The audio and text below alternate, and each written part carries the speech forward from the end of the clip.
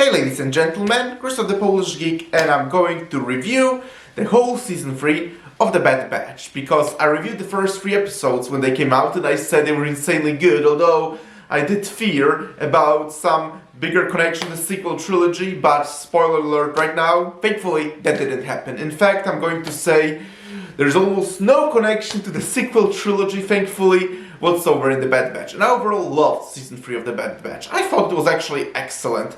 It is kind of predictable at times, especially towards the finale, but alright, sometimes I don't think predictability is a problem, especially seeing what the state Star Wars is in now. Maybe actually playing it safe with some things is actually for the best at this point, because I did overall love Season 3 of The Bad Batch, and there will be spoilers to this video, so if you haven't seen the finale, and you probably haven't, then I suggest you leave the video, because there will be plenty of spoilers in this video, although they're coming later, so I guess you can watch the first part. But overall, I really enjoyed Season 3 of The Bad Batch. I really liked the character development and the relationship between Omega and the clones, Wrecker, Hunter, and Crosshair, and Crosshair's character development from Season 2 here really paid off, and now he truly really is the good guy with the Bad Batch, and I really love that, and I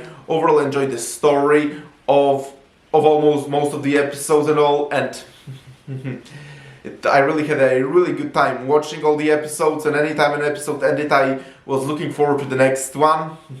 And the animation is spectacular.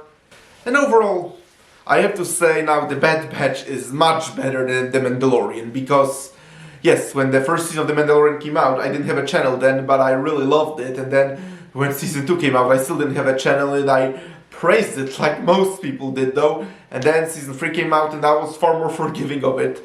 If you probably watch my videos of reviewing every episode, you'll see I was far more forgiving of Season 3 than most people, but looking back now, I like it less and less. And newsflash about The Mandalorian, I actually think I like now Season 1 more than Season 2 and 3, because this is one of the biggest problems. Like, they're trying to connect everything. Like, yeah, we all were really happy to see the Luke Skywalker cameo in the end of the Season 2 of The Mandalorian, especially how Last Jedi disrespected him so much. But the more I think of it, especially that Book of Boba Fett completely nullified this anyway, but the more I think a bit about it, the more I see we don't need so many connections to characters from the movies. Sometimes the story just works better in a smaller scale and focusing on few characters. And so now, after time passed, I actually think Season 1 of The Mandalorian was really the best. And that's all, among other things, I really loved about The Bad Batch, that it really chose to focus on this small group of characters. I mean, yes, we had some appearances of some of the favorites as we saw in the trailer, we'll get to it soon, but most of the time that's really what The Bad Batch was focusing. I admit, one of the things I was really excited about, and that's like it's a tiny flaw of the movie, was seeing Cad Bane again, because I'm a huge fan of Cad Bane, and he honestly would actually fit very well in this story, considering he's a bounty hunter. But newsflash is one of the spoilers. He literally appears only in one scene of the entire season. The very scene we actually saw him in the trailer. Yep, that's right. The very appearance of Cad Bane in the trailer is literally his only appearance in the entire Season 3 of The Bad Batch. And honestly, he might as well not appear at all and nothing would change. I know, well, can't have everything.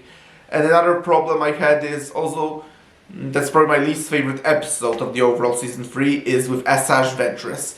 I was actually looking forward to see what they were planning to do with her and all, but she literally just appears in like one episode and trains Omega, but this episode is a perfect example of an episode that literally feels like a filler. I mean, I'm glad she had yellow lightsabers, that she's no longer on the dark side, and I really thought like that she had hair as a symbolize that she's no longer also part of the dark side, but overall I felt that episode with Asajj Ventress also brought almost nothing to the story. It feels like it was more like nothing more than have more appearance of fan favorite characters. So yeah, the episode with Asajj Ventress was my least favorite, because ultimately I was looking forward from the trailer to see what we were going to do with her, but ultimately, if I have to be honest, she brought nothing in the overall story.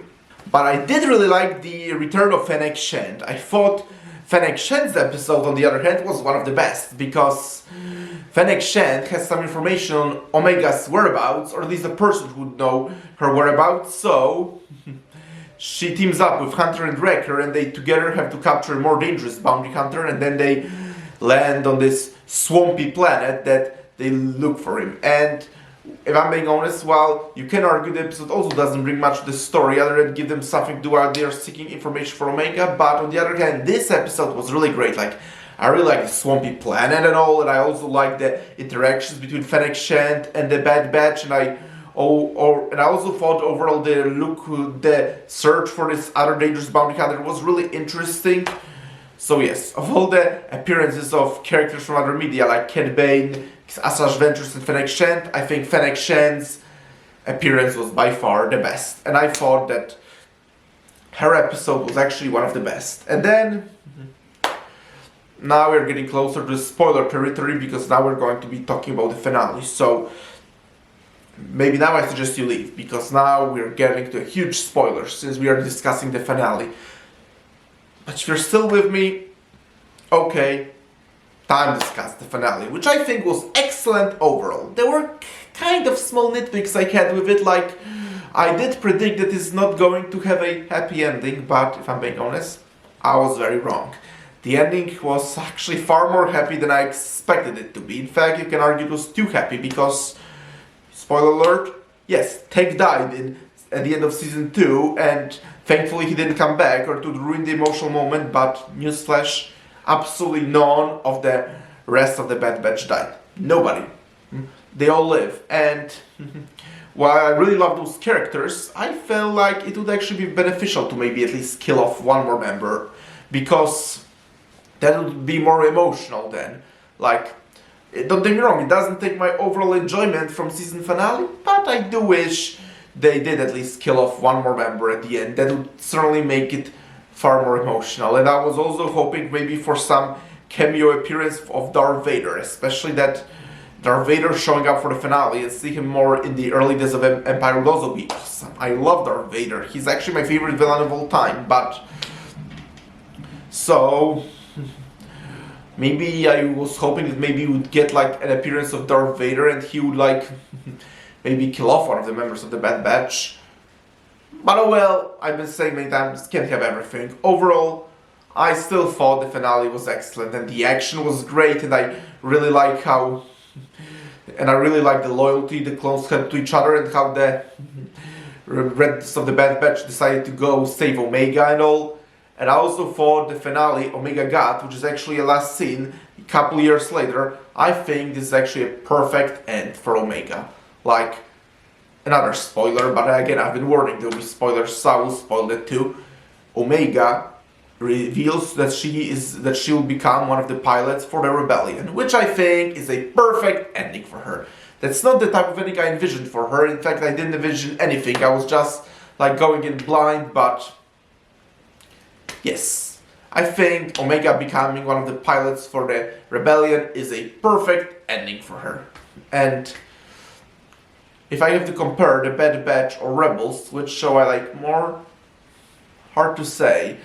Maybe I'll have to watch both shows at least a few more times. Yes, my favorite Star Wars show will always be the Clone Wars. That's nothing can replace the Clone Wars. That was my favorite Star Wars show. But if I prefer the Bad Batch or Rebels, this is really tough, and I'll have to watch both shows some more times before I ultimately decide which one I like more. But I really love the Bad Batch overall, and that's also why I decided to wear this shirt, because I'm happy today with Star Wars. Even though I don't want you all to get the wrong idea, Star Wars still is in very terrible condition, and the Bad Batch absolutely doesn't save Star Wars. Absolutely not, so don't get the wrong idea. Like, I really love the Bad Batch, but I love it in isolation. Like, if we really look at the whole objective state of things, Star Wars isn't in a good condition. But as a reward for this one success, I am wearing this shirt today. And in 4 days, May the 4th, Star Wars Day, we are getting Tales of the Empire, which I will watch, but I'm still very cautious about it. I am pretty interested to see more about Barry's Offie and see her adventures after the Clone Wars. But I'm not particularly looking for the Morgan Elsbeth story, especially how much I hated all that they did with her in Ahsoka. But really love The Bad Batch, one of the best Star Wars shows, and I will see Tales of the Empire. But thank you, ladies and gentlemen, for checking out this video. Press the like button, please subscribe to this channel, and I'll talk to you soon in another video. Talk to you later, bye!